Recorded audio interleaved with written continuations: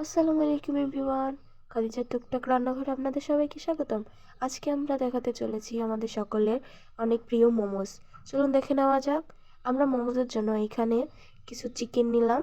চিকেনগুলোকে ভালোভাবে থেতলে নিয়েছি। তার মধ্যে দিয়ে দিয়েছি পেঁয়াজ কুচি, মরিচ, রসুন,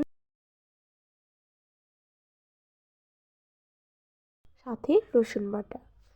এবার আমরা এগুলোকে ভালোভাবে ব্লেন্ড করে নিয়ে নিব। দেখুন আমাদের ব্লেন্ড করা হয়ে গেছে। এবার এর মধ্যে লবণ আর একটু মরিচের গুঁড়ো দিয়ে আবারও মেখে নিব। এবার আমরা নিয়ে নিব একটু পেঁয়াজ কুচি, রসুন কুচি ও আদা কুচি। এগুলোকে তেলে ভেজে আমাদের ওই মিক্সগুলোর মধ্যে বাগার দিয়ে দেব।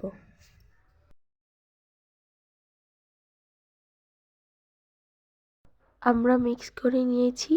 এবার একটি পাত্রে গরম পানির মধ্যে আটা দিয়ে রুটি তৈরির জন্য সেটিকে প্রস্তুত করব।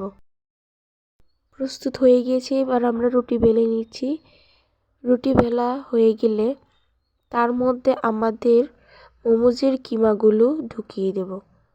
দিয়ে আপনারা আপনাদের মন মতো শেপ দিতে পারেন বা ডিজাইন দিতে পারেন। আমরাও এখানে বিভিন্ন রকমের শেপ ও ডিজাইন দিচ্ছি। এভাবে সবগুলোকে তৈরি করে দেখুন আমাদের হয়ে গিয়েছে। এবার আমরা এগুলোকে সিদ্ধ হতে দেব। আলাদা পাত্রে গরম পানির উপরে একটি প্লেটের করে মোমোসগুলো ভাপ দিতে দেব।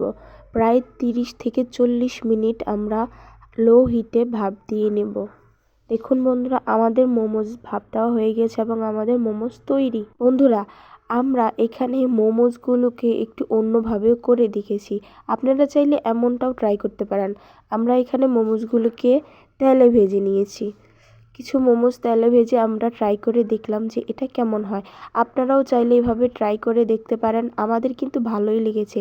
এটা খেতে একটা পিঠা বা মোমো ফ্রাইয়ের মতো হয়ে গিয়েছে। এটাও অনেক মজাদার ছিল। এমন আরও মজাদার সকল রেসিপি জানতে অবশ্যই খাদিজার টুকটাক রান্নাঘরের পাশে থাকুন। ধন্যবাদ সবাইকে।